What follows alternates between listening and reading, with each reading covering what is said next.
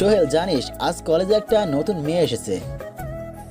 এই তোকে না বলছি আমাকে সোহেল ডাকবি না? সরি দোস্ত, আর তোকে সোহেল বলে ডাকবো না। এবার বল। খুব সুন্দরী নিশ্চয়ই? আরে আমি কি দেখছি নাকি? তাহলে যে বললি সুন্দরী। আরে মাম্মা, মেয়েটা তো মাথা থেকে পা পর্যন্ত ঢেকে এসেছে। বলিস কি, এত জনপ্রিয় একটা পাবলিক ভার্সিটিতে পর্দা? সেটাই তো আশ্চর্যের বিষয়। মেয়েটাকে তো দেখতে হয়, চল মামা একটু দেখে আসি। আচ্ছা চল। হ্যালো কালো বোরকা। মেয়েটা দেখেও না দেখার ভান করে সেখান থেকে চলে গেল। সোহেল আর অপূর্ব মেয়েটার দিকে হা করে তাকিয়ে রইল। আজ পর্যন্ত কেউ সোহেলের সাথে এমন বিহেভ করেনি। সোহেলের মতো হ্যান্ডসাম ছেলের পিছনে মেয়েরা আঠার মতো লেগে থাকে, আর এই মেয়েটা এমন করলো। খুব খারাপ লাগলো সোহেলের। তারপর অপূর্ব বলল, মামা, মেয়েটার খুব দেমাগ। একে বোঝাতেই হবে আমি কি জিনিস। সোহেলের পাশ দিয়ে ফার্স্ট ইয়ারের অবন্তী যাচ্ছিল, তাকে ডাক দিল সোহেল। এ অবন্তী, তুমি নতুন মেয়েটা সম্পর্কে কিছু জানো? না, মেয়েটি খুব অদ্ভুত, প্রয়োজন ছাড়া কারোর সাথে কথা বলে না। মেয়েটা দেখতে কেমন রে? কালো ভূত মনে হয়, তাই তো কারোর সামনে মুখ বের করে না। তোমাদের সামনেও মুখ খুলে না? না ভাইয়া। এবার তুমি যেতে পারো। অপূর্ব শোন, বল। সারা ভার্সিটিতে আজকে জানিয়ে দিস, সামনে এক্সাম টাইমে সবাই যেন মুখ বের করে পরীক্ষা প্রবেশ করে। ওকে দোস্ত। পরীক্ষা শুরু হয়েছে, সবাই যে যার আসনে বসে আছে। অপূর্বা সোহেল ঢুকলো। যেহেতু তারা কলেজের বড় ভাই, তার উপর রাজনীতিও করে, সেহেতু তাদের এসব পাওয়ার আছে। একে একে সবার দিকে তাকালো। হ্যাঁ, সব ঠিকই আছে, কিন্তু একই সে মেয়েটা একইভাবে এসেছে। সোহেলের কথা অমান্য করলো। সোহেলের রাগ দ্বিগুণ বেড়ে গেল। রেগে গিয়ে মেয়েটার কাছে গেল আর বলতে শুরু করলো, এ মেয়ে, তোমার নাম কি? তুমি কি আমাদের অ্যানাউন্সমেন্ট শুনতে পারোনি? নুজাইফা আক্তার শারমিন। আর হ্যাঁ, আমি অ্যানাউন্সমেন্ট শুনেছি। তাহলে মুখ খুলো, তারপর পরীক্ষা দাও। ম্যামকে ডাকুন, তারপর মুখ খুলবো। তুমি পরীক্ষা দিতে পারবে না। এই কথা শুনে শারমিন উঠে চলে যেতে লাগলো। ঠিক তখনই সোহেল বলে উঠলো, তুমি কি জানো টেস্ট পরীক্ষা না দিলে তুমি ফাইনাল পরীক্ষায় বসতে পারবে না? আমার আল্লাহর আইনের থেকে পরীক্ষা বড় নয়। কথাটা বলে শারমিন হল থেকে বের হয়ে যায়। সোহেল রাগে গজগজ করতে করতে প্রিন্সিপালের কাছে গিয়ে বিচার দিল শারমিন তার সাথে বেয়াদবি করেছে। সাথে সাথে যথারীতি শারমিনকে অফিস কক্ষে ডাকা হলো। তারপর প্রিন্সিপাল শারমিনকে বলে উঠলো, শারমিন, তুমি জানো তুমি কি করছো? জি স্যার, আমি আল্লাহর কোরআনের কথা মেনেছি। যাদের সাথে বিবাহ হালাল তাদের সামনে পর্দা করেছি। তুমি কি জানো টেস্ট পরীক্ষা না দিলে ফাইনাল পরীক্ষা দিতে পারবে না? স্যার মাফ করবেন, দুনিয়ার পরীক্ষা দিয়ে কি করব যদি আখিরাতের পরীক্ষায় ফেল হয়ে যাই? আখিরাতের চিন্তা তো পরেও করতে পারবে, আগে তো ক্যারিয়ার গড়ে তুলো। স্যার, একটা বরফের খণ্ড হাতে তুলে রাখলে তার 2 মিনিট অথবা 5 মিনিটের গ্যারান্টি আছে, কিন্তু আমার নিঃশ্বাসের তো সেই গ্যারান্টিও নেই। আমি যে এখান থেকে সুন্দরভাবে বাড়িতে যেতে পারবো তার গ্যারান্টি দিতে পারবেন বলুন?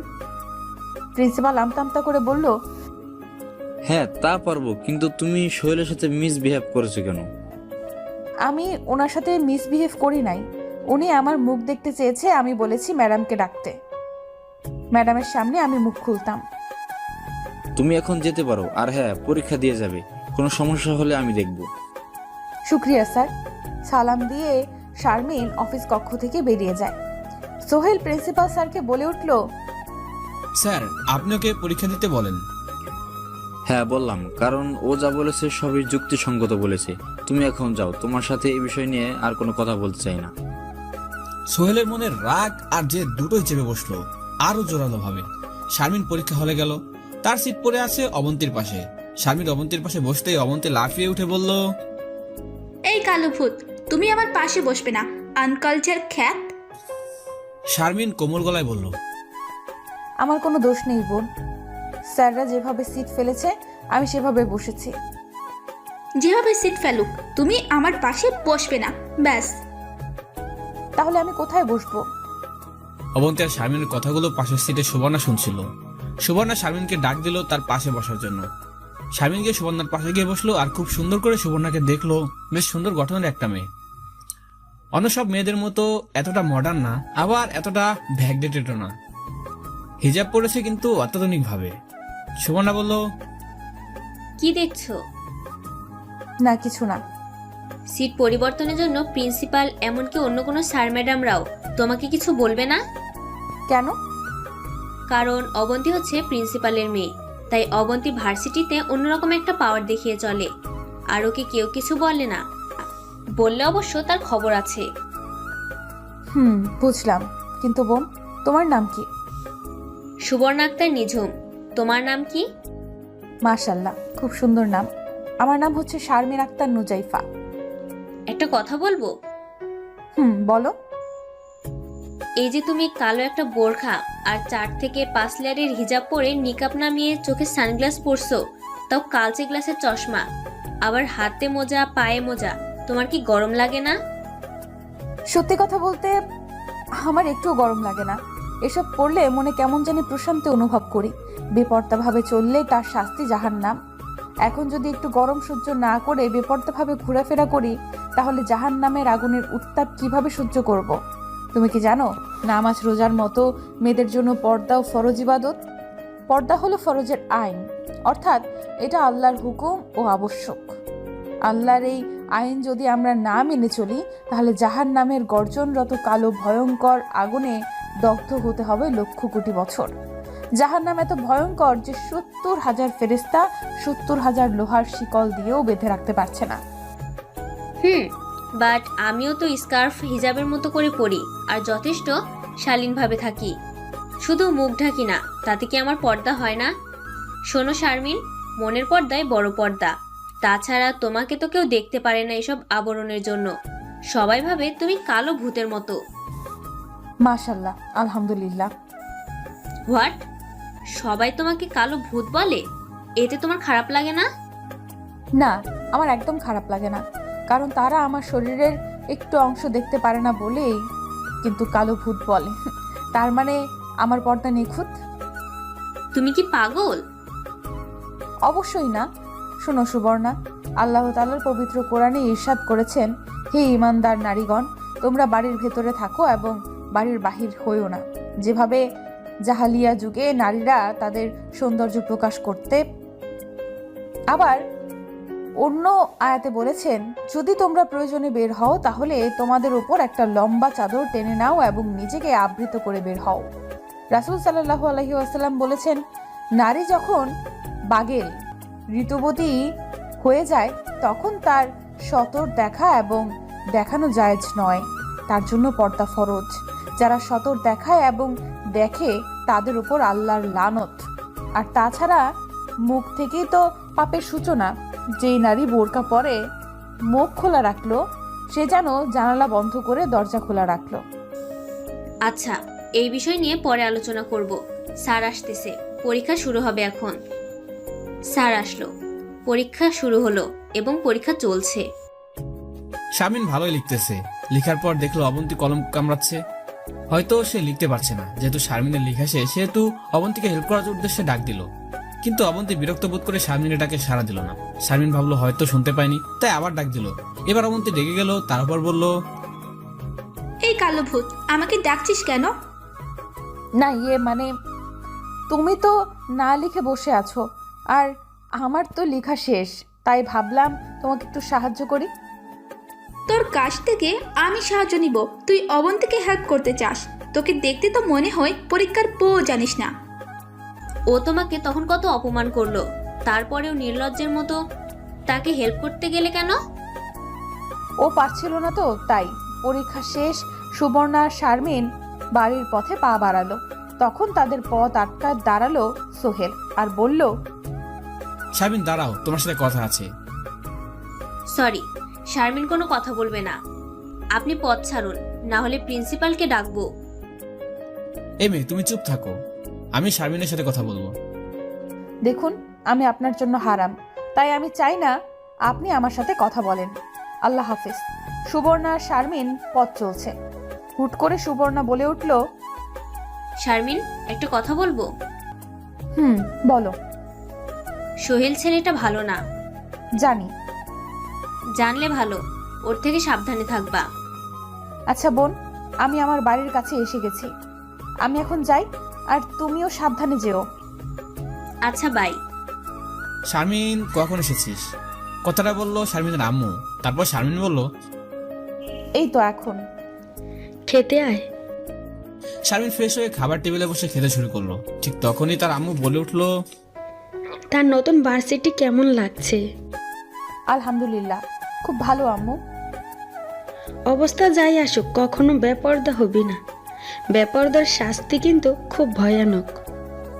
জানি আম্মু, তাছাড়া আল্লাহ আমার পাশে আছেন। যে আল্লাহর উপর ভরসা করে, আল্লাহ তার জন্য যথেষ্ট।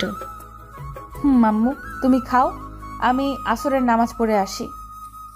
পরের দিন সুবর্ণা সেলোয়ার কামিজের সাথে রংচাঙা হিসাব পরেছে। অনেকগুলো ক্লিপ লাগিয়ে মাথার হিজাব লাগিয়েছে। বাসে উঠলো সুবর্ণা, কিন্তু সিট পেল না, তাই দাঁড়িয়ে আছে। পাশে কিছু ছেলেরাও দাঁড়িয়ে আছে। তারা বাসে ঝাঁকি লাগার অজুহাতে সুবর্ণাকে ছুঁয়ে দেওয়ার চেষ্টা করেছে। সুবর্ণা খুব বিরক্ত বোধ করছে, কিন্তু বলতে পারছে না। পাশের সিটে একজন বয়স্ক লোক বসে, সেও সুবর্ণাকে আর চোখে দেখছে। হঠাৎ বাস দাঁড়িয়ে গেল। বাস দাঁড়িয়ে যাওয়ার কারণ হলো একজন মহিলা যাত্রী বাসে উঠেছে। কাছাকাছি আসার পর সুবর্ণা শারমিনকে দেখতে পেল। শারমিনকে দেখে সুবর্ণা খুশি হয়। শারমিনের কাছে এসে বাস দাঁড়ালো। বাস আবার চলতে শুরু করলো। কেমন আছো সুবর্ণা? ভালো আছি, তুমি কেমন আছো? আলহামদুলিল্লাহ ভালো। গাড়ির মধ্যে থাকা ছেলেগুলো শারমিনের প্রতি সম্মানের মাথা নিচু করে দূরত্ব বজায় রেখে দাঁড়িয়ে আছে। বেপর্দা নারীর এই জগতে এবং পরজগতে কোনো মূল্য নেই। যদি তুমি বেপর্দা হয়েছিল, তাহলে আশেপাশের লোকজন তোমার দিকে লেলুপ দৃষ্টিতে তাকাবে। আর যখন তুমি আপাদমস্তক ঢেকে নিজেকে আবৃত করে চলবে, তখন দেখবে আশেপাশের লোকগুলো চেহারার পাল্টে যাবে। তারা আর তোমাকে সেভাবে বাজে দৃষ্টিতে দেখবে না, বরং সম্মান শ্রদ্ধা জানাবে। পুরুষ মানুষের পুরুষত্বটা হচ্ছে একটা লোভী বিড়ালের মতো, আর নারী হচ্ছে তাদের কাঙ্ক্ষিত মাছ। বিড়ালকে যেমন মাছের প্রতি দুর্বল করে বানানো হয়েছে, ঠিক তেমনি পুরুষকে নারীর প্রতি দুর্বল করে সৃষ্টি করা হয়েছে। যত কঠিন মনের হোক না কেন পুরুষ, তবুও সে একটা নারীর তরে মরণের পথে চলে যেতে পারে। তাই লোভী বিড়ালের হাত থেকে নিজেকে বাঁচাতে হলে নিজেকে ঢেকে রাখতে হবে। আর যদি নিজেকে উন্মুক্ত করে মুক্ত বাতাসে কেউ ঘুরে বেড়ায়, তাহলে তার প্রতি ভয়ঙ্কর ক্ষুধার্ত চিতার থাবা আসবেই। তখন ধর্ষণকারী শাস্তি চাই বলে চিৎকার চেঁচামেচি করলেও ধর্ষণকারীর বিচার হবে ঠিক, কিন্তু হারানো ইজ্জত সম্মান ফিরে পাবেন না।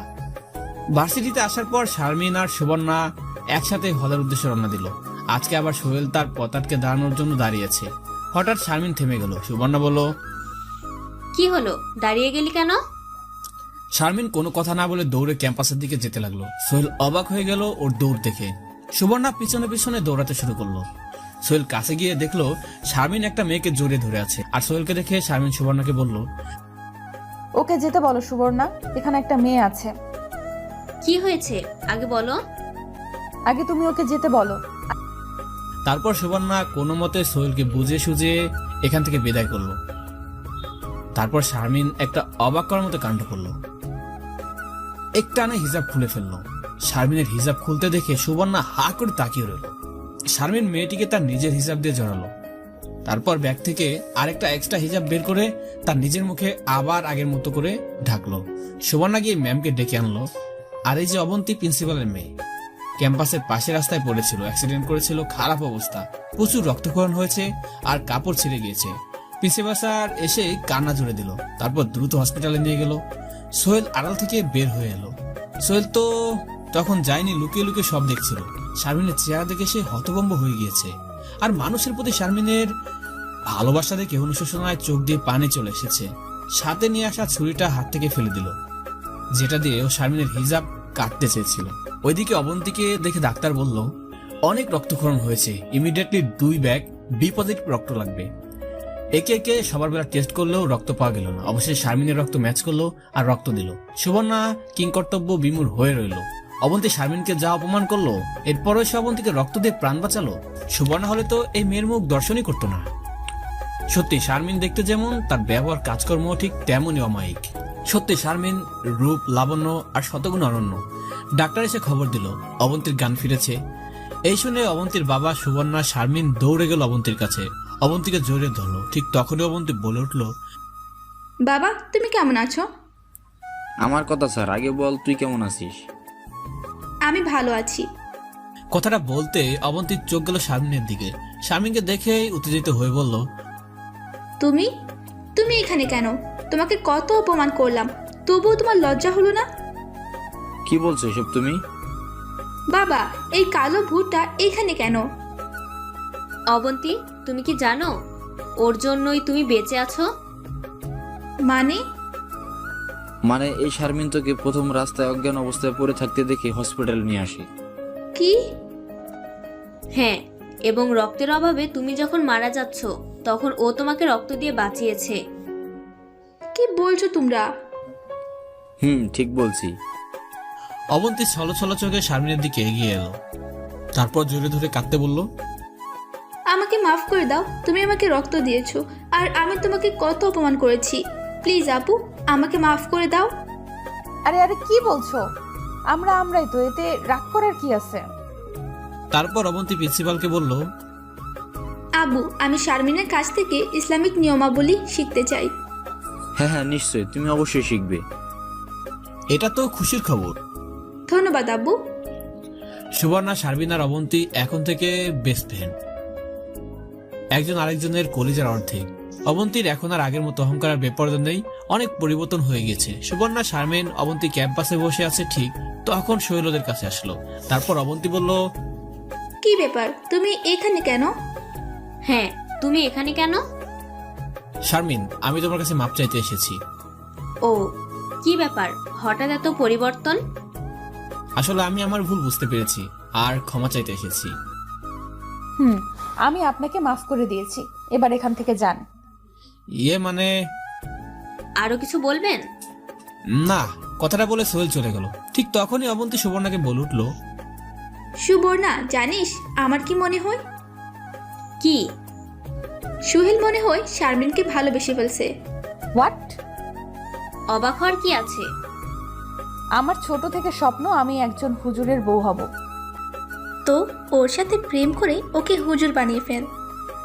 ইম্পসিবল। কেন? কারণ ইসলাম উইদাউট ম্যারেজ লাভ হারাম করে দিয়েছে, এটা জানিস? কি? হ্যাঁ, কারণ অবৈধ প্রেম জিনা ব্যভিচারের দিকে নিয়ে যায়। এছাড়া নার মারহাম ছেলেদের দেখলে চোখের জিনা, কথা বললে মুখের জিনা, স্পর্শ করলে হাতের জিনা। ওয়েট, কোরআন হাদিসে কোথায় বলা আছে প্রেম হারাম? এমনভাবে বলছিস যেন কোরআনের হাদিস অন্তস্থ। শোন তাহলে, রাসূল সাল্লাল্লাহু আলাইহি ওয়াসাল্লাম বলেছেন, না মহরম কারো সাথে কথা বলা মুখের জিনা, তাদের দিকে অগ্রসর হওয়া পায়ের জিনা, স্পর্শ করা হাতের জিনা, আর যৌনতা সেটাকে পূর্ণতা দেয় অথবা অপূর্ণ রাখে। প্রেম করলে তো কথা বলা, দেখা করে তো হবেই। আর তাছাড়া অবিবাহিত জিনাকারী শাস্তি হলো কোন রকম দয়া না দেখে নির্দয়ভাবে 100 দৌড়া চাবুক মারা। আর বিবাহিত জিনাকারী শাস্তি হলো রজব বা প্রস্তরাঘাতে মৃত্যুর নির্দেশ। বুঝতে পারছি, জান্নাতের অপসরি। এবার আমার একটা প্রবলেম সলভ করে দে। কি প্রবলেম? আমার কাছে নেহা ক্লাস 9-এ পড়ে, খুব ভালো ছাত্রী ছিল, বাট 2-3 মাস ধরে পড়ালেখা করে না, অন্যরকম হয়ে গেছে। চাচা চাচি খুব চিন্তিত। শারমিন, তুই একটা তাবিজ দিয়ে দে। তাবিজ লাগবে না, তোর বোনের যে বয়স, এই বয়সটা খুব বিপজ্জনক। তুই দেখিস তো ওর ফোন আছে কিনা। হ্যাঁ আছে তো। তাহলে হয়েছে। কি হয়েছে? অবন্তী, তুই দেখবি ওর বিছানার নিচে সিম কয়টা আর FNF নাম্বার কয়টা, কার সাথে বেশি কথা বলে। তারপর হাত থেকে ফোনটা সরাবি, ব্যাস, প্রবলেম সলভ। তাহলে কাজ হবে? হবে মানে 100% হবে, দেখিস তুই। ওকে দোস্ত। এরপর যার যার মতো সবাই চলে গেল। বাসায় গিয়ে অবন্তী নেহাকে ডাক দিল। এই নেহা, কোথায় তুই? নেহা রুম থেকে বের হয়ে আসলো আর বলল, কি হয়েছে আপু? তোর মোবাইলটা দে তো একটু, কেন? দরকার আছে। অনিচ্ছা থাকা সত্ত্বেও নেহা মোবাইলটা দিল অবন্তীর হাতে। অবন্তী মোবাইল হাতে নিয়ে চেক করে পুরোই অবাক। ফেসবুক খুলেছে, ইমো খুলেছে, আর SMS এর অভাব নেই। এসব দেখে অবন্তী বলল, নেহা, এইসব কি? মানে আপু, চুপ, একটা কথাও বলবি না, এর জন্যই তোর স্টাডি স্বর্গে উঠেছে। এই, তোর বয়স কত? 16+। আর এখনই এত কিছু? আজ থেকে তোর মোবাইল আমার ড্রয়ারে বন্দি থাকবে। কিন্তু আপু। কোনো কিন্তু না, বেশি কথা বললে চাচা চাচিকে জানাবো। যাও, নিজের ঘরে গিয়ে পড়তে বসো। উফ, পোলা পাইনের দুধে দাঁত পড়েনি আর এখনই প্রেম করে। ওদিকে শারমিন বাড়িতে যাওয়ার পর শারমিনের বড় ভাই জাহেদ ডাক দিল। শারমিন তার ভাইয়ের কাছে গিয়ে বলল, আসসালামু আলাইকুম ভাইয়া, আসবো? হ্যাঁ আয় শারমিন। শারমিন কাছে গিয়ে দাঁড়ালো। জাহেদ বলে উঠল, বস, এখানে বস, যে কারণে ডেকেছি। বলো। মা আমাদের তো পাত্রী দেখেছে, তোদের সাথে পরে শুনেছি। নাম কি ভাইয়া? নাম নাকি সুবর্ণা, পুরো নাম সুবর্ণা আক্তার নিঝুম। ভাইয়া সুবর্ণা তো আমার অর্ধেক। জাহেদ হেসে বলল, হ্যাঁ হ্যাঁ তাই। হ্যাঁ ভাইয়া, সুবর্ণা আমার ভাবি হবে। আমার যে কি খুশি লাগছে। আমার বোন যখন এই বিয়েতে রাজি, তাহলে বিয়েটা তো আমাকে করতেই হবে। মাকে বল দিন তারিখ ঠিক করতে। শারমিন খুশিতে লাফাতে লাফাতে চলে গেল। জাহেদ শারমিন আর ওর মা সুবর্ণার বাসায় গিয়ে বিয়ের দিন তারিখ ঠিক করে আসলো। শারমিনের ভাই জাহেদ একজন কোরআনের হাফেজ এবং সৎ লোক। এলাকার সবাই জাহেদকে খুব ভালোবাসে। সুবর্ণা ভাসিটিতে একা একা বসে আছে। শারমিন গিয়ে পিছন থেকে জড়িয়ে ধরলো। সুবর্ণা চমকে উঠে রাগে লুক নিয়ে পিছনে তাকিয়ে দেখে শারমিন দাঁড়িয়ে আছে আর হাসছে। এরপর শারমিনের হাসি থামিয়ে দিল। কি ভাবি সাহেবা, এখানে একা একা বসে আছেন যে? অবন্তী কোথায়? ওয়েট, ভাবি মানে? ভাবি মানে ভাবি, আমার ভাইয়ার হবু বউ। ফাজলামো হচ্ছে? আমি তোর বান্ধবী, বুঝলি? আরে বুবু, সময় বলে দিবে ভাবি নাকি বান্ধবী। যাই হোক, অবন্তী কোথায় রে? অবন্তীকে আজ পাত্র দেখতে আসে। কি বলছিস? ছেলে কি করে? ছেলে কি আর করবে, ছেলে বেকার। এটা কেমন কথা? তারা কি জানে না কর্মহীন ছেলের জন্য রাসূল সাল্লাল্লাহু আলাইহি ওয়াসাল্লাম বিবাহ নিষেধ করে রোজা রাখার উপদেশ দিয়েছে? ছেলে বেকার থাকুক, ছেলের বাবার তো আছে। কাপুরুষের মতো বাবারটা কতদিন খাবে শুনি? তাছাড়া আগে থেকে কাজকর্মের অভ্যাস না থাকলে পরে যে কপাল চাপড়াবে। তোরই একটাই সমস্যা, সব জায়গাতে কোরআন হাদিস টেনে আনিস। এটা কিন্তু ঠিক বলিস নাই, সব জায়গাতে। যদি কোরআন হাদিস আমরা মেনে চলতাম তাহলে দেশে শান্তি শৃঙ্খলা বজায় থাকতো। যেমন মনে কর, চুরি করলে চোর ছোট হোক বা বড়, তার হাত কেটে দাও। ধর্ষণকারীর অপরাধ প্রমাণিত হলে হয়তো বিয়ে করো, নয়তো গর্দান কেটে দাও। এসব যদি কেউ মানতো বা করতো, তাহলে একজনের শাস্তি দেখে বাকিরা ভয়ে অপরাধ করা তো দূরের কথা, অপরাধের কথা চিন্তাও করতো না। তখন দুর্নীতিও থাকতো না। কথাটা শেষ করতে পিছন থেকে কে যেন বলে উঠলো, এক্সকিউজ মি। সুবর্ণা পিছনে তাকিয়ে দেখলো সোহেল দাঁড়িয়ে আছে। সোহেলকে দেখে সুবর্ণা বলে উঠলো, কি ব্যাপার, আপনি এখানে? না মানে আসলে কি হয়েছে? আমি বরাবরই দেখে আসছি, শারমিন যেখানে থাকে আপনি তার চারপাশে ঘুরঘুর করেন। মতলবটা কি বলেন তো দেখি? মতলব কই? কিছু না তো। গলাটা এমন বিড়ালের মতো শোনাচ্ছে কেন? না মানে আগে তো খুব সিংহের মতো গর্জন করতেন, আর এখন দেখি ইঁদুরের মতো চিচি করেন, ঘটনা কি? ইঁদুর কোথায়? আমি তো এমনি ফ্রেন্ডশিপ করতে আসলাম। ফ্রেন্ডশিপ? ও আচ্ছা, ফ্রেন্ডশিপ করতে এখানে কেন? ছেলেদের সাথে ফ্রেন্ডশিপ করেন গিয়ে। না ছেলেরা কেমন জানি, আর তোমরা কত ভালো। শারমিন এবার বিরক্তি নিয়ে বলে উঠলো, এখানে কি সিনেমা হচ্ছে? আর আমি কি অডিয়েন্স? আর আপনি বারবার কেন আমাদের চারপাশে ঘুরঘুর করেন? আর আপনি জানেন না আমি নান হারাম কারোর সাথে দেখা বা কথা বলতে পছন্দ করি না। শুধরে যান সময় থাকতে। এই সুবর্ণা চল। কথাটা বলি সুবর্ণা আর শারমিন চলে গেল। সোহেল চলে গেল মসজিদের ইমামের কাছে। আসসালামু আলাইকুম। ওয়ালাইকুম আসসালাম। হুজুর একটা কথা বলার ছিল। বলো বাবা, কি কথা বলবে? হুজুর আমি একটা মেয়েকে খুব পছন্দ করি, তাকে বিয়ে করতে চাই, কিন্তু মেয়েটা আমাকে সহ্য করতে পারে না, দূর দূর করে তাড়িয়ে দেয়। মেয়েটা কেমন? মেয়েটা খুবই পরেশগারী এবং পর্দাশীল। মাশাআল্লাহ, মেয়েটা ফরেজগার বলেই তোমাকে পাত্তা দেয় না। ও নিশ্চয় মনে মনে কোনো হুজুরকে চায়।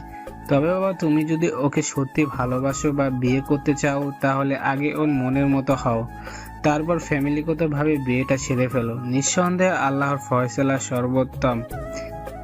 তাহলে আমাকে একজন হুজুরের মতো ভালো হতে হবে?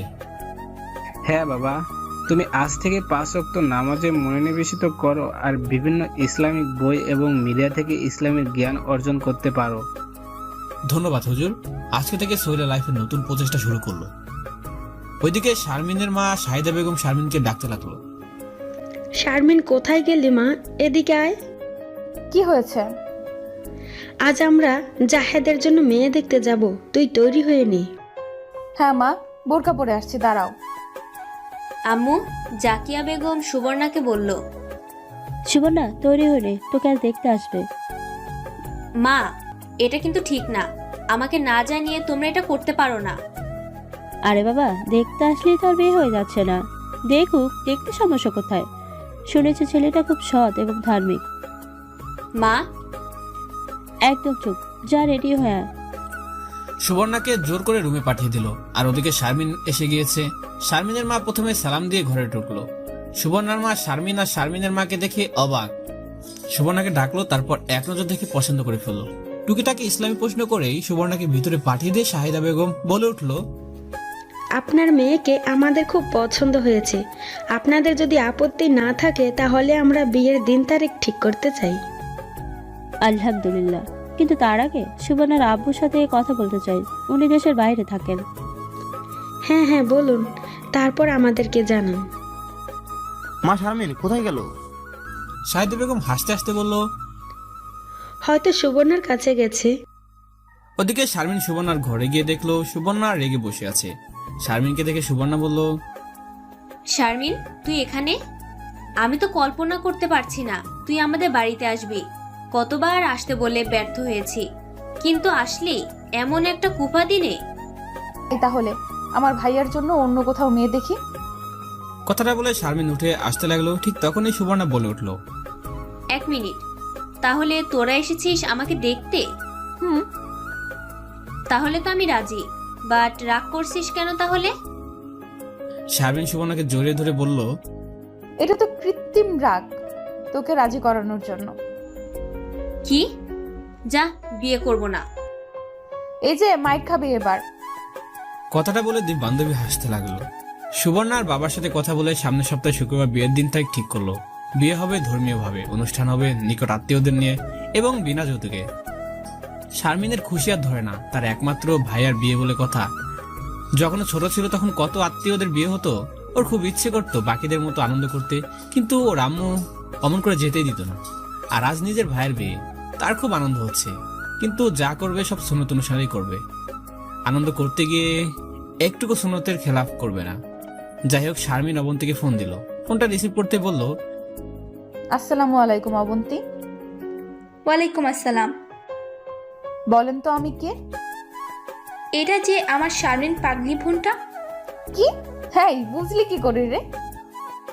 বুঝবো না কেন? একমাত্র শারমিন ছাড়া আর কে আমাকে অবন্তী বলে ডাকবে বলতো? ও এই কথা, শোন একটা খুশির খবর আছে। কি খুশির খবর? বল প্লিজ। এখানে না, তুই ভার্সিটিতে আয়, তারপর বলবো। ওকে, আসতেছি। শারমিন সালাম দিয়ে ফোনটা কেটে দিল। এরপর দ্রুত রেডি হয়ে ভার্সিটিতে রওনা দিল। অবন্তী শারমিনকে দেখে দৌড়ে কাছে আসলো। এরপর জোরে ধরে অভিমানী কণ্ঠে বলল, কেমন আছিস রে? কতদিন পর তোকে দেখলাম, পুরো 4 দিন পর। শারমিন সামান্য অভিমানী কণ্ঠে বলে উঠল, থাক, আর দরদ দেখাতে হবে না। মিস করছিস কচু? এই চুপ, সত্যি আমার কলেজেটাকে খুব মিস করছি। আমিও রে, বাট ভাবি কোথায় রে?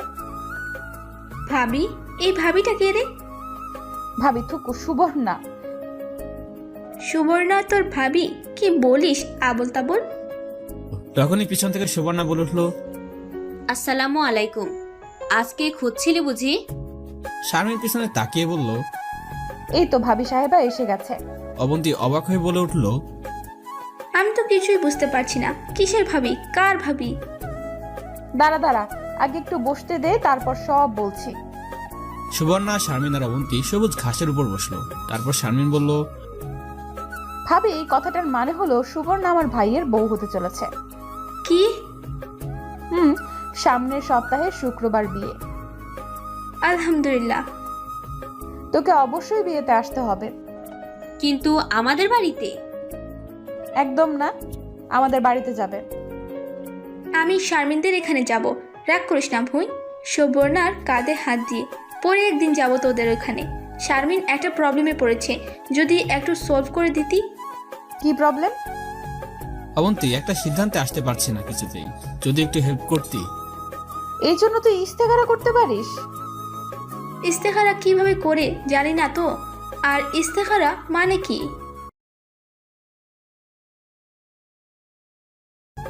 অবন্তী, একটা সিদ্ধান্তে আসতে পারছি না কিছুতেই, যদি একটু হেল্প করতি। এই জন্য তুই ইস্তেখারা করতে পারিস? ইস্তেখারা কিভাবে করে জানি না তো। আর ইস্তেখারা মানে কি? ইস্তেখারার অর্থ কল্যাণ কামনা করা। ইস্তেখারা হচ্ছে একটা নামাজ। এই নামাজের মাধ্যমে জানতে পারবি এই কাজটা ঠিক নাকি বেঠিক। এই নামাজ কিভাবে পড়ে? আমি শুনেছি এই নামাজ বিয়েজনিত ব্যাপারে পড়ে, যার যেখানে বিয়ে হতে চলেছে এটা কতটা মঙ্গলজনক তা জানতে। শুধু বিয়ে না, যে কোনো শুভ কাজের শুরুতেই ইস্তেখারা করা যায়। আমি শুনেছি ইস্তেখারার মাধ্যমে নাকি গায়েবের রহস্য জানা যায়। এটা সম্পূর্ণ ভুল ধারণা। এটা অনেকের ধারণা যে ইস্তেখারার মাধ্যমে গায়েবের রহস্য জানা যায় এবং উদ্দেশ্য সম্পর্কে আল্লাহর পক্ষ থেকে নির্দেশ আসে। আসলে না, এমন কোনো বাধ্যকতা নেই। এরকম ঘটনা ঘটতেও পারে, আবার নাও ঘটতে পারে। তবে ইস্তেখারা দ্বারা উদ্দেশ্য সম্পর্কে আল্লাহর পক্ষ থেকে এরূপ কোনো ইঙ্গিত লাভ করা যায়, যা দ্বারা সামান্য চিন্তা ভাবনা করলে কর্তব্য নির্ধারণ করা যায়। ওয়াও, এই নামাজ কতদিন পর্যন্ত পড়তে হয়? একদিন পড়লেই হবে। তবে যদি একদিনের ইস্তেখারার কোনোরূপ সিদ্ধান্তে পৌঁছাতে না পারিস আর তাতেও যদি ফল না পাস তাহলে 7 দিন করবি। ইনশাল্লাহ অবশ্যই সফলতা পাবি। যে কোনো শুভ ফলের জন্য আল্লাহর নিকট প্রার্থনা করাই হলো ইস্তেখার লক্ষ্য। অতএব কোনো রকম ইঙ্গিত না পেলেও আল্লাহর নাম নিয়ে এবং তার সাহায্য প্রার্থনা করে কাজ শুরু করলে আল্লাহ কাজে সফল দান করেন। বুঝলাম, কিন্তু নামাজটা কিভাবে পড়বো? ইস্তেখারার দোয়াটা মুখস্থ রাখতে পারবি? কি দোয়া? আমি বলছি, তোরা খাতায় লিখে নে। দোয়াটা হলো আল্লাহুম্মা ইন্নি আস্তাগফিরুকা বি ইলমিকা ওয়া আস্তাগফিরুকা বি কুদরাতিকা ওয়া আসসালাকু মিন ফাদলিকাল আযীম ফাইন্নাকা। শেষ?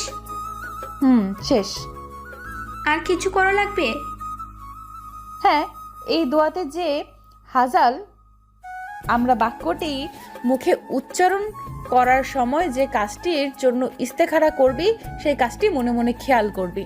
আর শোয়ার সময় উত্তর শিউরি হয়ে ডান কাত পশ্চিমের দিকে মুখ করে রাখবি। সকালে ঘুম থেকে উঠে তোর যেদিকে মনের ঝোঁক অনুভব হবে সেদিকে লেগে যাবি। আল্লাহর ইচ্ছায় এতেই সুফল পাবি। এছাড়া কি কোনো সহজ পদ্ধতি নেই? আছে। শোন, তাহলে সেটা হলো রাতে শোয়ার আগে 2 রাকাত নামাজ পড়ে নিবি। নামাজ পড়া শেষে তুই কারোর সাথে কথা বলবি না। নামাজ শেষ করে তুই ডান কাত হয়ে ঘুমিয়ে পড়বি। আর মনে মনে যে কাজটির জন্য নামাজ পড়েছিস সেই কাজটি তোর জন্য শুভ হবে কিনা সেটি ভাবতে থাকবি। ইনশাআল্লাহ তুই ফলাফল পাবি। আর সব সময় এই দোয়াটি পড়তে থাকবি। ওকে, ক্লাসে চল। তারা 3 জনে ক্লাসের উদ্দেশ্যে রওনা দিল। হঠাৎ পিছন থেকে একটা ছেলেকে দেখতে পেল অবন্তী। ছেলেটার পায়ে গোড়ালির উপর প্যান্ট পরেছে। তার কাছে এই ব্যাপারটা অদ্ভুত লাগলো। এই ভার্সিটিতে আগে কখনো এরকম দেখেনি। অবন্তী কৌতূহল নিয়ে ছেলেটাকে ডাক দিল। ছেলেটা 2 থেকে 3 বার ডাকার পর আসলো, তাও নিচের দিকে তাকিয়ে আছে। অবন্তী ছেলেটাকে বলে উঠলো, এই শুনেন, নতুন নাকি? হ্যাঁ, আজকে এসেছি নতুন। নাম কি আপনার? জুবায়ের হোসেন জুনায়েদ। কোন ডিপার্টমেন্ট? হিস্ট্রি। ও, আমরাও সেম। আচ্ছা, যান। জুবায়ের চলে গেল। শারমিন এতক্ষণ নিচের দিকে তাকিয়েছিল। ছেলেটা চলে যাওয়ার পর শারমিন অবন্তীকে বলে উঠলো, অবন্তী, তোর এই অভ্যাসটা পরিবর্তন কর। ওকে দোস্ত, করলাম। এবার চল। ওইদিকে হঠাৎ করে জুবাইরকে পিছন থেকে ভার্সিটির কয়েকটা অভদ্র টাইপের র্যাগিংকারী মেয়েরা ডাক দিল। জুবাইর চুপচাপ সেখানে গেল। দলের সর্দারনি সাদিকা জুবাইরের চারপাশ ঘুরলো, তাকে দেখলো, তারপর বলল, কিরে, কি পরে এসেছিস সেগুলো? জি, পাঞ্জাবি। আর প্যান্ট পরেছিস গোড়ালে বের করে? তোর মতো খ্যাতকে ভার্সিটিতে নিল কে? আপনি অভদ্রের মতো তুই তুকারি করছেন কেন? ওই যে দূরে একটা মেয়েকে দেখতে পাচ্ছিস না, ওর ওড়নাটা টান দিয়ে নিয়ে আয়। ছি ছি, আপনি একটা মেয়ে হয়ে একথা বললেন কি করে? কথা কম, যা বলছি তাই কর গিয়ে। পারবো না। গিয়ে যা বলছি, না হলে এক থাপ্পড় দিব। আমাকে মেরে ফেললেও এ কাজ আমি করতে পারবো না। এবার সাদিকা রেগে গিয়ে জুবাইরের মুখে সজোরে ঘুষি বসিয়ে দিল। ঘুষির আঘাতে মাটিতে পড়ে গেল, মুখ দিয়ে রক্ত গড়িয়ে পড়ছে। সাদিকা জুবাইরের কলার ধরে উঠাচ্ছে। প্রিন্সিপালকে দেখে সবাই পালিয়ে গেল। জুবাইর মুখ ধরে উঠে দাঁড়ালো, রক্ত বন্ধই হচ্ছে না। পাঞ্জাবির পকেট থেকে যখন রুমাল বা টিস্যু হাতে যখন কিছু পেল না, তখন বাধ্য হয়ে টুপি দিয়ে যখন মুখ মুছতে যাবে, তখনই কেউ হাত বাড়িয়ে একটা রুমাল তার সামনে ধরলো। তাকিয়ে দেখলো কালো কাপড়ে একটা আবৃত মেয়ে। জুবাইর কালো বোরকাতে আবৃত মেয়েটিকে দেখে মাথা নিচু করে ফেললো। শারমিন নামটা শুনে চলে গেল। ক্লাস শেষে শারমিন বাড়িতে গিয়ে দেখলো বাড়িতে আত্মীয় স্বজন এসেছে। শারমিনকে দেখে ওর মা সাদিহা বেগম বলল, এসে গেছিস তুই? দেখ, বিয়ের শাড়ি থেকে শুরু করে টুকিটাকি সবকিছু কেনা শেষ। তুই দেখ তো কেমন হয়েছে। তুমি যখন পছন্দ করেছো তখন ভালোই হবে ইনশাল্লাহ। যা ফ্রেশ হয়ে আয়। শারমিন রুমে চলে গেল এবং ফ্রেশ হয়ে এসে ডাইনিং টেবিলে বসলো। ওর মা ভাত দিয়ে বলল, একটা কথা বলার ছিল। হ্যাঁ মা, বলো। জাহেদ বলেছিল তার বিয়ের পরপরই তোর বিয়েটা দিতে, তুই কি বলিস? তোমরা যা ভালো মনে করো তাই করো, কিন্তু এই মুহূর্তে আমার বিয়ের ব্যাপারে আলাদা কোনো ফিলিংস নেই। জাহেদ নাকি ছেলেটাকে দেখেছে। ছেলে কি করে? ছেলে MBBS ডাক্তার। তাহলে বাদ দাও, আমি হুজুর ছেলে ছাড়া বিয়ে করব না। জাহেদ এ ব্যাপারে দ্বিমত ছিল। ওরও ইচ্ছা ছিল কোনো একটা ভালো টাইপের হুজুর ছেলের সাথে তোর বিয়ে দিবে। কিন্তু মা, তোমরা সুবর্ণাকে পছন্দ করলে কিভাবে? সেও তো অতটা পর্দায় ছিল না। অতীত গেটে কি করব বল, বর্তমানে কেমন সেটাই দেখেছি আমরা।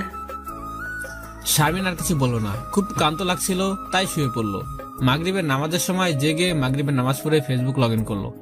1000 ফ্রেন্ড তার। ফ্রেন্ড লিস্টে সবগুলো ফিমেল। তার আইডিতে নানা মাহরানের জায়গা নেই। ফেসবুক হোক, অনুভূতিগুলো তো রিয়েল। যদি ছেলেরা থাকে তাহলে মেসেজিং হবেই। শয়তান এই কাজটা সুযোগ নিয়ে মন পরিবর্তন করে দিবে, তারপর কোন একটা ফেতনায় জড়িয়ে যেতে পারে। ফেসবুকে গিয়ে টুকিটাকি ইসলামিক নিউজ দেখলো, তারপর এসে নামাজ পড়ে ঘুমিয়ে গেল। অনেক ক্লান্ত লেগেছে, তাই এক রাতেই ঘুমে পার করে দিল। সকালে সজাগ হতেই দেখলো ফজরের আজান দিচ্ছে। তাড়াতাড়ি করে উঠে নামাজ পড়ে নিল। নামাজের পর কিছু তসবিহ তাহলিল করতে লাগলো। ফরজ নামাজের পর তসবিহ তাহলিল করায় অনেক সওয়াব পাওয়া যায়। রাসূলুল্লাহ সাল্লাল্লাহু আলাইহি ওয়াসাল্লাম বলেছেন, যে ব্যক্তি প্রত্যেক ফরজ নামাজের পর সুবহানাল্লাহ 33 বার, আলহামদুলিল্লাহ 33 বার এবং আল্লাহু আকবার 33 বার পাঠ করবে, এই বলে শর্ত পূরণ করবে যে লা ইলাহা ইল্লাল্লাহু ওয়াহদাহু লা শারীকা লাহু লাহুল মুলকু ওয়া লাহুল হামদ ওয়া হুয়া আলা কুল্লি শাইইন কাদির, তাহলে তার যাবতীয় গুনাহ আল্লাহ তাআলা মাফ করে দিবেন, যদি তা সমুদ্রের ফেনা পরিমাণও হয়। এত অল্প সময়ে এত সওয়াবের অধিকারী হওয়াটা কি হাতছাড়া করা যায়? দেখতে দেখতে শারমিনের ভাইয়ার বিয়ের সময় এলো। আজ বৃহস্পতিবার, অতএব আগামীকালকে শুক্রবার। শারমিন খুবই খুশি। কিছুক্ষণ পর অবন্তীকে ফোন দিল ভার্সিটিতে যাওয়ার জন্য। অবন্তী ভার্সিটিতে যাওয়ার পর শারমিন বলতে লাগলো, শোন, কালকে ভাইয়ার বিয়ে, তোকে অবশ্যই যেতে হবে। অবশ্যই যাবো দোস্ত। কিছুক্ষণ পর জুবাই তাদের কাছে আসলো। কিছুটা নার্ভাস হয়ে বলল, এই নিন আপনার রুমাল। শারমিন রুমালটা হাতে নিতে জুবাই চলে গেল। অবন্তী মিটমিট করে হেসে বলল, কে রে, কাহিনী কি? নাউজুবিল্লাহ মিন জালিক। কেন? যা চিন্তা করছিস তা মোটেও ঠিক না। তাদের কথার মাঝে রিয়া আসলো। তারপর শারমিনকে উদ্দেশ্য করে বলল, এই যে কালো ভূত, তোকে সাদিকা ডাকছে। অবন্তী প্রতিবাদ করতে গেলে শ্রমিন তাকে থামতে বলে। এরপর রিয়ার সাথে গেল। সেখানে যেতেই সাদিকা শারমিনকে বলে উঠল, থাকবে কলেজে এরকম অদ্ভুত ড্রেস পরা চলবে না। কেন? কেন আবার? আমি বলছি তাই। ভার্সিটিটা কি আপনার নিজের? সাদিকার আগে লুক নিয়ে বলল, সংযত হয়ে কথা বল। বেয়াদব কে সেটা দেখতেই পারছি। আই মিন, তোমার তো সাহস কম না? আমার সামনে উঁচু গলায় কথা বলছো। যে শ্বাস সেজেছ তাতে তো জঙ্গি বলে মনে হচ্ছে। জঙ্গি আমরা না, জঙ্গি আপনারা। নিজের দোষ ঢাকতে আমাদের মতো সহজ সরল মেয়েদেরকে জঙ্গি বানিয়ে দেন। সাদিকা আরো রেগে গিয়ে বলে উঠল, তোমার এমন অসহ্য সাজে তোমাকে আদিম মানুষের মতো খ্যাত এবং বুড়ি বুড়ি লাগছে। পর্দা করার কারণে যদি বুড়ি বুড়ি লাগে তাহলে সম্পূর্ণ বস্ত্রহীন হয়ে যান, তাহলে আপনাকে সদ্য ভূমিষ্ঠ বাচ্চার মতো লাগবে। শাট আপ, খ্যাত কোথাকার। আপনি শাট আপ। আর খ্যাত কাকে বলছেন? আমাকে? আরে খ্যাত তো আপনি আদিম মানুষের মতো অর্ধনগ্ন হয়ে আছেন, যে আদিম কাপড়ের অভাব। শারমিন ঠিক বলছিস। দেখুন বোন, এসব বোরিং বাদ দিন, পরিপূর্ণ ইসলামের পথে চলে আসুন। এই মেয়ে, তোমার কাছ থেকে কি আমাকে ইসলাম শিখতে হবে নাকি? আর একটা কথা শুনে রাখো, আজ তুমি আমাকে যে অপমান করলে এর শোধ আমি নিব। হ্যাঁ, প্রতিশোধ নিতে পারেন, সমস্যা নেই, কিন্তু আমার কথাগুলো ভেবে দেখবেন। তুমি জিহাদ করছো? শারমিন মুচকে হাসি দিয়ে বলল, জিহাদ নামের তরবারি হাতে নিয়ে যুদ্ধ নয়, বরং জালিমের সামনে সত্য কথা বলা সব থেকে বড় জিহাদ। মাগরিবের আজানের শব্দে ভাবনার জগৎ থেকে ফিরে আসলো শারমিন। হাতের আধ খাওয়া কফিটাও ঠান্ডা হয়ে গেছে, আর ততক্ষণে চারদিকে একটু একটু অন্ধকার গনিয়ে এসেছে। তাড়াতাড়ি করে রুমে চলে গেল। ওয়াশরুমে গিয়ে অজু করে নামাজ পড়ে নিল। 5 ওয়াক্ত নামাজের থেকে মাগরিবের ওয়াক্ত সব থেকে ছোট। আকাশে লাল গালিমা অর্থাৎ লাল মিলিয়ে যাওয়ার সাথে সাথে মাগরিবের ওয়াক্ত চলে যায়। তাই মাগরিবের ওয়াক্ত হওয়ার সাথে সাথে নামাজ পড়ে নিতে হবে, না হলে কাজা হয়ে যাবে। আর জেনে বুঝে ইচ্ছাকৃতভাবে নামাজ কাজা করার শাস্তি হলো, রাসূল সাল্লাল্লাহু আলাইহি সাল্লাম বলেছেন, যেই ব্যক্তি অবহেলাবশত নামাজ তরক করলো, ফলে নামাজের ওয়াক্ত চলে গেল, অতঃপর নামাজ কাজা আদায় করলো, তাকে জাহান্নামের 1 হুকবা বছর থাকতে হবে। পরকালের হিসেবে 1 হুকবা বছর হলো 80 বছরের সমান। তার প্রত্যেকটা মুহূর্ত হবে 360 বছরের সমান, আর প্রতিটি দিন হবে দুনিয়ার 1000 বছরের সমান। এই হিসাব অনুযায়ী 3,60,000 বছরের সমান হবে পরকালের 1টি বছর। এই অনুপাতে পরকালে 80 বছর হবে দুনিয়ার 2,88,00,000 বছরের সমান। ইচ্ছাকৃত 1 ওয়াক্ত নামাজ কাজা করার শাস্তি যদি এত বছর হয়, তাহলে নামাজ না পড়ার শাস্তি কি হবে আল্লাহ ভালো জানেন। বাহজাতুল আনোয়ার মাওয়াজে রেজবিয়াহ খণ্ড 1 পৃষ্ঠা 128। আল্লাহ তাআলা বলেছেন, সুতরাং দুর্ভোগ ওইসব নামাজিদের উপর যারা তাদের নামাজের ব্যাপারে উদাসীন। সূরা মাউন 4-5। যারা দূরে অবস্থান, সফরে অথবা কাজের অজুহাতে নামাজে গাফেল, তাদের উদ্দেশ্যে রাসূল সাল্লাল্লাহু আলাইহি সাল্লাম বলেছেন, যেখানেই নামাজের সময় হবে সেখানেই তোমরা সালাত আদায় করো, কারণ সমগ্র জমিন তোমাদের জন্য মসজিদ স্বরূপ। সহিহ বুখারী 3243। কোনো ব্যক্তি এবং শিরক ও কুফরের মাঝখানের পার্থক্য হলো সালাত আদায় করা। সহিহ মুসলিম। অতএব বোঝা গেল যারা নামাজ পড়ে না তারা বিধর্মীদের মতোই। খুব সকালে শারমিন ঘুম থেকে উঠে গেল। আজকে জাহেদের বিয়ে। জাহেদের রুমে গিয়ে দেখে নামাজ পড়ে এসে আবার ঘুমিয়েছে। মুচকি হাসি দিয়ে কাছে গেল, তারপর কান টেনে ধরল। জাহদ ধর ফরিয়ে উঠে বসল। পাশে শারমিনের হাসি মাখা মুখটা দেখে বিরক্ত চলে গেল। শারমিনের হাত থেকে কান সরিয়ে বলল, কিরে, আজকে এত স্পেশাল একটা দিনও কান টেনে ধরছিস? তো কি করব যদি তোমার ঘুমটা না ভাঙে?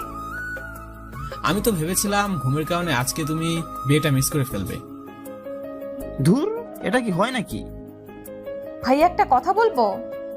জাহিদ উঠে আয়নার কাছে গেল আর বলল, বল। বিয়ের পর ভাবিকে পেয়ে আবার আমাদেরকে পর করে দেবেন না তো? জাহিদ শারমিনের কাছে এসে বলল, এরকম কথা কেন বলছিস? না মানে অনেকে তো বউ পেয়ে মা বোনকে পর করে দেয়। আমার কি তোর জন্য 8 থেকে 10টা ছেলের মতো মনে হয়? দেখ, মা বাবা ভাই বোন এরা হচ্ছে আমার রক্ত, আর রক্তের সম্পর্ক ছিন্নকারী জানাতে প্রবেশ করতে পারে না। শুধু রক্তের সম্পর্ক কেন, যে কোনো নিকট আত্মীয়, এক কথায় আত্মীয়তার সম্পর্ক ছিন্নকারী জানাতে প্রবেশ করতে পারবে না। এখন একটা মেয়ের জন্য যা নিজেকে জাহান্নামী বানানো সবচেয়ে বড় বোকামি ছাড়া আর কি? মা বাবা হচ্ছে এমন একজন যাদের মাধ্যমে আল্লাহ আমাদেরকে পৃথিবীতে পাঠিয়েছেন। ওদের রক্ত মাংস পানি করে আমরা বড় হয়ে উঠেছি, তাদেরকে কেন পর করে দেব? কোন স্বার্থে? শারমিন, জানিস তুই কোন কষ্টটা সবচেয়ে ভয়ানক ও যন্ত্রণাদায়ক? শারমিন মাথা নাড়িয়ে না সোজাকে জবাব দিল। জাহেদ আবার বলতে শুরু করলো, সবচেয়ে বড় যন্ত্রণাদায়ক হচ্ছে সন্তান প্রসবের যন্ত্রণা। যখন একজন মা সন্তান পেটে ধরে তখন 3 থেকে 4 মাস ঠিক মতো খাবার খেতে পারে না, শরীরে অনেক ধরনের অসুবিধা দেখা দেয়। কখনো মাথায় ব্যথা, আবার কখনো শরীরের দুর্বলতা, বিশ্রামের সময়টাও পায় না। যতই ক্লান্ত থাকুক তাকে সব কাজ গোছাতে হবে, কাজ যতই কম থাকুক অ্যাটলিস্ট রান্নাটা করতেই হবে। আমরা পুরুষরা তাদের কষ্টটা বোঝার ট্রাই কখনো করব না। টাইমলি খাবার দাবার ইত্যাদি কাজ করে দিতেই হবে, না করলে নির্দয়ের মতো কনসিভ স্ত্রীর উপর হাত তুলতেও দ্বিধাবোধ করবে না। কারণ যখন বেশি সময় হবে আর বেশি কষ্ট হবে একটি মা। সব থেকে বেশি তখন পায় যখন সন্তান প্রসব করে। সন্তান জন্মের সময় মা মরেও যেতে পারে, বাঁচবে কি না মরবে তা কোনো নিশ্চয়তা নেই, তবুও জীবন বাজি রেখে সন্তান জন্ম দেয়। সন্তানের জন্য আরামের ঘুম হারাম। অর্থাৎ আমার গায়ে যে রক্ত মাংস আছে সবই মা বাবার অবদান বেশি। ওই হাদিসটা তোর মনে আছে? এক ব্যক্তি মা বাবার অবদানের কথা জিজ্ঞাসা করলে রাসূল সাল্লাল্লাহু আলাইহি ওয়াসাল্লাম 3 বার মায়ের কথা বললেন এবং 4th বার তার বাবার কথা বললেন। তার মানে বউয়ের থেকে মা বড়? আরে গাধি, বউয়ের সাথে মাকে এবং মায়ের সাথে বউকে কম্পেয়ার করা ঠিক না। কারণ মায়ের কাজ একমাত্র মাই করতে পারে এবং বউয়ের কাজ বউ। মা হলো অন্তর শীতলকারী আর বউ হচ্ছে চক্ষু শীতলকারী। মা হচ্ছে মায়ের জায়গায় আর বউ হচ্ছে বউয়ের জায়গায়। এখন বলিস মা বলো না বউ বলো? তাহলে বলবো মা হতে হলে আগে বউ হতে হবে। মা ছাড়া দুনিয়ার মুখ দেখতে পারতাম না, আর বউ ছাড়া বাবা ডাক শুনতে পারবো না। ছেলেদের জীবনে সবচেয়ে বড় পাওয়া হচ্ছে বাবা ডাক শোনাটা। ভাইয়া তোমার এত জ্ঞান? দুর্বোকা, যা মায়ের কাছে যা। সব রকম গোছগাছ করে সুবর্ণাদের বাড়ির উদ্দেশ্যে বরযাত্রী রওনা দিল। অল্প সময়ের মধ্যে বিয়ে সম্পন্ন করে নিয়ে আসলো জাহিদের বাড়িতে। ভাবি আর লজ্জা পেতে হবে না, আমি যাই কেমন? শারমিন কথাটা বলতে সুবর্ণা কিঞ্চিত লজ্জা পেয়ে মুচকে হাসি দিয়ে নিচের দিকে তাকালো। শারমিন চলে গেল। সুবর্ণা একা বসে আছে আর ভাবছে কিভাবে বিয়ে হয়ে গেল। যেখানে সুবর্ণার স্বপ্ন ছিল ক্লিন শেফ কোনো স্মার্ট রাজকুমার, কখনো ভাবেনি দাড়িওয়ালা পাঞ্জাবি পরিহিত কোনো নবাবজাদাকে বিয়ে করে ফেলবে এত সহজে। আসলে শারমিনের মাঝে মানুষকে ইমপ্রেস করার অদ্ভুত শক্তি রয়েছে। ভাবনার ছেদ ঘটিয়ে দরজা খুলে ভিতরে প্রবেশ করলো জাহেদ। ভিতরে প্রবেশ করে সুবর্ণাকে সালাম দিল জাহেদ। সুবর্ণা কোনো রকমের সালামের জবাব দিল। খুব নার্ভাস হয়ে আছে সে। জাহেদ এসে সুবর্ণার পাশে বসলো এবং সুবর্ণার দিকে একটা শাড়ি এগিয়ে দিয়ে বলল, নিন, এটা পরে আসেন ওয়াশরুম থেকে। সুবর্ণা হাতে শাড়িটা নিল। জাহেদ আবার বলল, বেশি সাজুগুজু আমার পছন্দ না, ন্যাচারাল সবকিছু আমার ভালো লাগে। ন্যাচারাল চোখে যে সৌন্দর্যটা আছে সেটা পৃথিবীতে আর কোথাও নেই। সুবর্ণ মুচকি হেসে জাহেদের কাছ থেকে শাড়িটা নিয়ে ওয়াশরুমে চলে গেল। চোখে যত সাজুগুজু ছিল সব ধুয়ে ফ্রেশ হয়ে ভিতরে আসলো। সুবর্ণার দিকে তাকিয়ে জাহেদ বলে উঠলো, মাশাআল্লাহ, কি অপূর্ব! এতক্ষণ এই ন্যাচারাল সৌন্দর্যটা 1 ইঞ্চি মেকআপের নিচে লুকিয়ে কুচ্ছিত একটা রূপ ধারণ করেছিল, আর এখন খুব সুন্দর লাগছে। জাহেদের দিকে তাকিয়ে লজ্জা পেয়ে আবার মুখ নামিয়ে ফেললো। জাহেদ আবার বলল, লজ্জা তোমার সৌন্দর্যকে আরো বহুগুণ বাড়িয়ে দিয়েছে, আলহামদুলিল্লাহ। সুবর্ণা এবার জাহেদকে ভালো করে দেখলো। সুবর্ণা যতটা সুন্দর তার থেকে কয়েক গুণ বেশি সুন্দর জাহেদ। সুবর্ণা ভুল কিছু করেনি, বিয়েতে রাজি হয়ে ঘোর কাটলো। জাহেদের কথা শুনে সুবর্ণা মাথা নেড়ে জবাব দিল। তারপর জাহেদ এবং সুবর্ণা দুজনে নামাজ পড়ে নিল। সুবর্ণা যখনই পায়ে হাত দিয়ে সালাম করতে যাবে তখন জাহেদ পা সরিয়ে নিয়ে বলল, ভুলেও এই কাজ করবে না। সুবর্ণা অবাক হয়ে বলে উঠল, কেন? কারণ এটা বিধর্মীদের কাজ। মুখে সালাম দিবে আসসালামু আলাইকুম বলে। মাথা নত করে সম্মান পাওয়ার একমাত্র উপযুক্ত মালিক হলো স্বয়ং আমাদের প্রভু মহান আল্লাহ তাআলা। জি আচ্ছা। এরপর সুবর্ণা লজ্জামাখা কণ্ঠ নিচু করে বলল, আসসালামু আলাইকুম। ওয়ালাইকুম আসসালাম। তোমাকে কিছু কথা বলবো। বলেন। আমার মাকে কখনো কষ্ট দিবে না। মা কোনো ভুল করলে আমার কাছে বলবে না, বরং আমি কোনো ভুল করি বা না করি সবসময় আমার নামে ছোটখাটো বিচার মায়ের কাছে দিবে। এতে করে মা খুশি হবে। আবার কোথাও যাইতে চাইলে বা কিছু কিনতে চাইলে মাকে বলবে, আপনার ছেলে আমাকে এই জায়গায় যেতে দিচ্ছে না বা ওটা কিনে দিচ্ছে না, আপনি বলে নিশ্চয় যেতে দিবেন, কিনে দিবে। তখন দেখবে মা খুব খুশি হবে। তখন ভাববে যে যাক, তার ছেলে এখনো আগের মতোই আছে, সংসারে অশান্তি হবে না। অবসরে মায়ের সাথে গল্প করবে, মায়ের ছোটবেলার অথবা বিয়ের আগের জীবনের কথা জানতে চাইবে। তাহলে দেখবে একবার বলা হয়েছে তোমাকে আর কিছুই বলতে হবে না, এই শুধু চুপচাপ শুনে যাবে। আর শারমিনকে নিজের বোনের চোখে দেখবে। সে কথা আপনাকে বলতে হবে না, এমনিতেও শারমিন আমার কলিজার অর্ধেক। সেটা তখনই বুঝেছি যখন বিয়ের জন্য তোমার কথা বলেছিলাম। সুবর্ণা মুচকে আসলো। জাহেদ বলে উঠল, আর সবসময় হাসি খুশি থাকবো, যত কষ্টই হোক আমার ফ্যামিলির সাথে হাসি খুশি থাকবে, আর তোমার সব কষ্ট আমার কাছে শেয়ার করবে। দেখবে বুকে আগলে রাখবে তোমাকে। আর পর্দা এবং নামাজ মাস্ট পড়তেই হবে। তুমি কি জানো আমি কি কাজ করি? জি, আপনি তো একজন হুজুর এবং খুব ভালো শায়েখ। যেটা জেনেছো সেটা সম্পূর্ণ ভুল। সুবর্ণা অবাক হয়ে গেল। জাহেদ আমি বলল, আমি একজন সার্জারিক্যাল ডাক্তার। তাহলে যে এই গেট আপ? আমি প্রথম দিকে মাদ্রাসায় পড়েছি, তারপর স্কুলে ভর্তি হয়েছি, স্কুল কলেজ পেরিয়ে মেডিকেল, তারপর অস্ট্রেলিয়া থেকে পুরো ডাক্তার হয়ে বেরিয়ে এসেছি। অবশ্য আমার মা বাবা চেয়েছিলেন আমি যেন মাদ্রাসায় পড়ি এবং হুজুর হই, আর তাই তো তার ইচ্ছেটাও পূরণ করেছি। তুমি স্কুলে পড়ো, কলেজে পড়ো, সমস্যা নেই, কিন্তু দিন ছেড়ে দিও না। দিনের পথে চলো, দিনকে আঁকড়ে ধরো। জাহেদ সুবর্ণার চিবুতে হাত দিয়ে মুখটা উঁচু করে বলে উঠল, তুমি কি আমার চক্ষু শীতলকারিণী হবে? হব। আমাকে জান্নাতে নিয়ে যাবে? আমরা দুজন হাতে হাত রেখে জান্নাতের বাগানে ঘুরে বেড়াবো, আর আল্লাহর শুকরিয়া আদায় করব। ওই যে জানালা দিয়ে ওই চাঁদটা দেখছো, ওটাকে খুব ধরতে ইচ্ছে করতো, আর এখন করে না, কারণ আজ যে পুরো চাঁদটা আমার পাশে পেয়েছি, ঠিক আমার বুকের বাম পাশে। সুবর্ণা লজ্জা পেয়ে নিচে তাকালো। জাহেদ আবার বলে উঠল, লজ্জাবতী চিনো?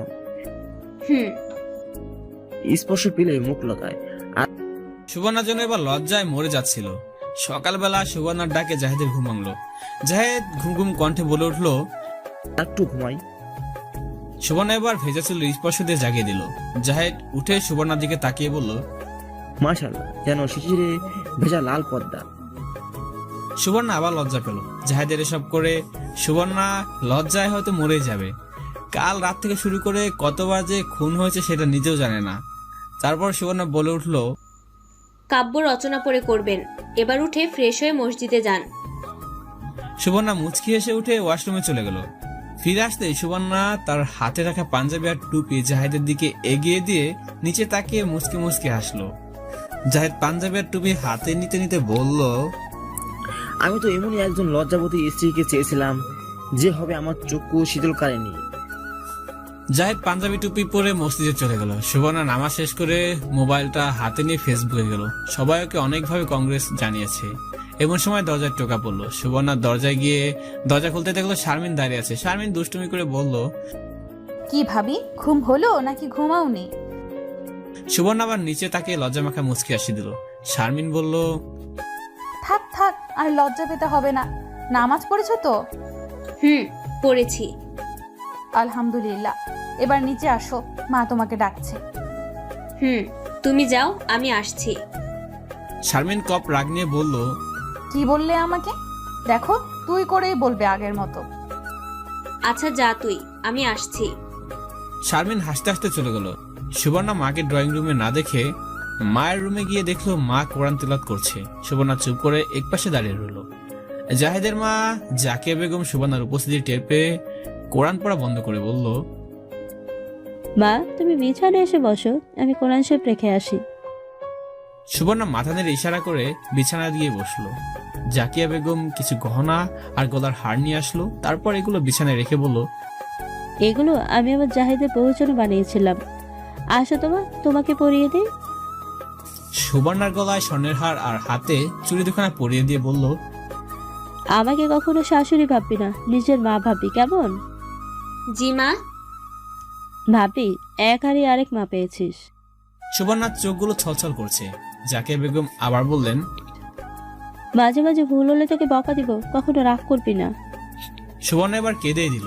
জাকিয়া বেগম সুবর্ণার মাথা হাত বোলাতে বোলাতে বলল, দেখ তুমি এর কাণ্ড, কাঁদছিস কেন পাগলি?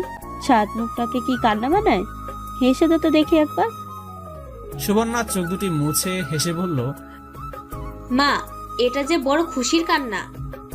জাকিয়া বেগম মুচকি আসলো। শারমিন মাঝখানে এসে বলল, বাবা, আমদুধ এক হলো আর আটি গড়াগড়ি খেলো। জাকিয়া বেগম শারমিনকে বলল, এক থাপ্পড় দেব পাগলি। জানি তো, এখন একটা মেয়ে এসে গেছে আর আমাকে চলে যেতে হবে। সুবর্ণা শারমিনের কান টেনে ধরে বলল, এই যে ম্যাডাম, আপনাকে তো বের করতেই হবে। তা না হলে মায়ের মনের ভেতর ঢুকবো কি করে? হ্যাঁ হ্যাঁ জানি তো, এবার কানটা ছাড়ো, না হলে কি? না হলে ভাইয়াকে আজকে তোমার থেকে আলাদা রাখবো। তবে রে। সুবর্ণা কথাটা বলে শারমিনের দিকে তেড়ে আসতে হাসতে হাসতে দৌড়ে পালালো। সুবর্ণাদের বাড়ি থেকে লোক এসেছে ওদেরকে নিয়ে যেতে। জাহিদ এবং সুবর্ণা রেডি হয়ে বসে আছে। আত্মীয়দের খাওয়া দাওয়া শেষ হলেই ওরা রওনা দিবে। যাওয়ার আগে সুবর্ণা তার শাশুড়ি এবং শারমিনকে জড়িয়ে ধরে বিদায় জানিয়ে গাড়িতে উঠলো। গাড়িতে বসে জাহিদ বলল, কবে ফিরবো আমরা? 1 মাস পর। জাহিদ লাফিয়ে বলে উঠল, কি বলছে সব? কালকেই নিয়ে চলে আসবো? সুবর্ণা হেসেই ফেললো। শ্বশুর বাড়ি যাওয়ার পর থেকে অনেকে আসছে নতুন জামাই দেখতে। জাহিদ তো লজ্জায় নীল হয়ে আসছে। দেখা দেখি পর্ব শেষে রাতে সুবর্ণা জাহিদ বসে বসে গল্প করছে। এমন সময় সুবর্ণার কিছু কলেজ ফ্রেন্ড ঘরে ঢুকলো। সবাই এসে খাটের উপর বসলো। জাহিদ ওদেরকে দেখে মাথা নিচু করে বসে আছে।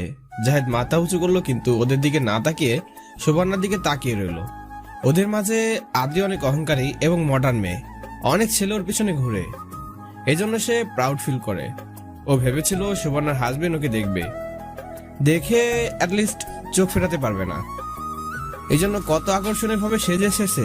বাট কি হলো, দেখবে তো দূরের কথা, কথাই বলল না। সুবর্ণা তো এই ব্যাপারটা খুব এনজয় করেছে, সেটা ওর মুখের মুচকি হাসি দেখেই বোঝা যাচ্ছে। আদ্রি রেগে চলে গেল, সেই সাথে বাকিরাও। সুবর্ণা বাহিরে যেতে নিল, ঠিক তখনই জাহিদ ওর হাতটা টান দিয়ে ধরলো। তারপর কোমরে হাত রেখে একদম বুকের কাছে নিয়ে নিল। সুবর্ণা বলে উঠল, এখন তো ঠিকই দুষ্টুমি হচ্ছে, তখন তো চুপ ছিলেন। কি এমন হতো ওদের সাথে 2-1টা হাসি মুখে কথা বললে? বেচারি রাগ করে চলে গেল। উফ, আমি শুধু আমার বউয়ের সাথে কথা বলবো, রোমান্স করব, দুষ্টুমি করব। যদি ওদের সাথে কথা বলি তাহলে আল্লাহ না করুক শয়তানের ধোকায় পড়ে পরকীয়াতেও জড়িয়ে দিতে পারি। কথাটা শেষ করতে না করতেই সুবর্ণা জাহেদের ঠোঁটে আঙ্গুল রেখে সাবধান করে দিল। জাহেদ বলল, আর তাই আমার বউকে আমি দেখবো, আমার বউ আমার কাছে সেরা সুন্দরী। সুবর্ণা লজ্জা পেয়ে মাথা নিচু করে ফেললো। যত লজ্জা পাক, মনে মনেও ঠিকই। সুবর্ণা 2 পা উঠে আসলো জাহেদের পায়ের উপরে। হয়েছে, আর কিছু জানতে হবে না, থামেন এবার। জাহেদের বিয়ে উপলক্ষে শারমিনের ভার্সিটিতে যাওয়া হয়নি এই কয়েকদিন, আর অবন্তীরও কোনো খোঁজ পায়নি। বেচারি বিয়েতেও আসলো না, আর আজ ভার্সিটিতেও আসেনি। অবন্তীর খোঁজ করতে শারমিন প্রিন্সিপাল রুমে গেল, তারপর সালাম দিয়ে রুমে প্রবেশ করলো। স্যার, অবন্তীর কোনো খোঁজ নেই, কোথায় সে? প্রিন্সিপালের মনটা খারাপ হয়ে গেল। শারমিন আবার জানতে চাইলো কোথায় শ্রাবন্তী। তারপর প্রিন্সিপাল বলল, অবন্তী আজ 10 থেকে 12 দিন ধরে নিখোঁজ। নিখোঁজ মানে কি বলছেন আপনি? হ্যাঁ রে মা, সেদিন ভার্সিটি থেকে আর বাসায় ফিরেনি। আমি ওই দিন ভার্সিটিতে আসিনি। আমি যদি সেদিন ভার্সিটিতে আসতাম তাহলে। কথাটা বলে প্রিন্সিপাল কান্নায় ভেঙে পড়ল। অবন্তীর সাথে সাথে কলেজের শান্তশিষ্ট জুবাইর ছেলেটাও নিখোঁজ। তাই সকলের ধারণা অবন্তী আর জুবাইরের মাঝে কিছু একটা ছিল, যার কারণে তারা দুজন পালিয়ে গিয়েছে। কিন্তু এই কথা কিছুতেই শারমিন বিশ্বাস করবে না, কারণ সে জানে অ্যাটলিস্ট অবন্তী আর আগের শ্রাবন্তী নেই। মৌনতা নিয়ে ক্যাম্পাসের মাঝে হাঁটছে, হঠাৎ করে সোহেল চলে আসলো। চোখে পানি মুছে চশমা পরে নিল শারমিন, তারপর পাশ কাটিয়ে চলে যাচ্ছিল। এমন সময় সোহেল বলল, দাঁড়াও। শারমিন দাঁড়ালো। সোহেল সামনে গিয়ে বলল, শারমিন দেখো আমি কতটা পরিবর্তন করে ফেলেছি নিজেকে। মুখে দাড়ি, পায়ে গোড়ালির উপর প্যান্ট পরেছি, কোরআন পড়া শিখেছি, নামাজ পড়ি 5 ওয়াক্ত। অন্য মেয়েদের দিকে তাকাই না। এসব শুধু তোমার জন্য, তোমার মনের মতো হওয়ার জন্য, তোমার ভালোবাসা পাওয়ার জন্য আমি নিজেকে এতটা পরিবর্তন করে ফেলেছি। হ্যাঁ, সব পরিবর্তন করে ফেলেছেন, কিন্তু কার জন্য? কাকে খুশি করার জন্য? কেন, তোমাকে খুশি করার জন্য, তোমার ভালোবাসা পাওয়ার জন্য। সরি, আল্লাহ হাফেজ। কথাটা বলে শারমিন চলে যাচ্ছিল। সোহেল দৌড়ে এসে পথ আটকে দাঁড়ালো আর বলল, সরি কেন, বলে যাও তোমার রাগের কারণ। আপনার ভুল একটাই, আপনি আমার খুশির জন্য এত সব করেছেন। এতে ভুল কোথায়? এতে কি তুমি খুশি হওনি? অবশ্যই না। কেন? কারণ আমি তেমন কেউই না যে আপনি আমাকে খুশি করানোর জন্য এত কিছু করবেন। তাহলে? যিনি আপনাকে সৃষ্টি করেছেন তার রহমতের রিজিক থেকে খাদ্য দিয়েছে। সেই মহান আল্লাহ তাআলার জন্য যেদিন নিজেকে পরিবর্তন করতে পারবেন, যেদিন মহান আল্লাহ তাআলাকে খুশি করানোর জন্য ইসলামের অনুশাসন মেনে চলতে পারবেন, যেদিন জাহান্নামের ভয়ে নিজের ভুল ত্রুটি শুধরে নিতে পারবেন, যেদিন আল্লাহকে ভালোবাসার জন্য আমাকে চাইবেন সেদিন আমাদের বাড়িতে বিয়ের প্রস্তাব পাঠিয়ে দিবেন, আমি কবুল করে নেব ইনশাআল্লাহ। কথাটা বলে শারমিন চলে গেল। সোহেল মূর্তির মতো দাঁড়িয়ে রইল। তার পরিবর্তনের মাঝেও যে অনেক ভুল রয়ে গেছে, না হয় শুধরাতে হবে নিজেকে। যখন তুমি দুনিয়াকে ভালোবাসবে তখন তুমি দুনিয়ার সব কিছু পাবে, কিন্তু পরকালে কিছুই পাবে না। আর যখন তুমি আল্লাহকে ভালোবাসবে তখন তুমি দুনিয়া ও আখিরাত দুটোই পাবে। শারমিন চলে যাচ্ছে। শারমিনকে দেখে সাদিকা বলে উঠল, আরে ওই কালো ভূত, এদিকে আয়।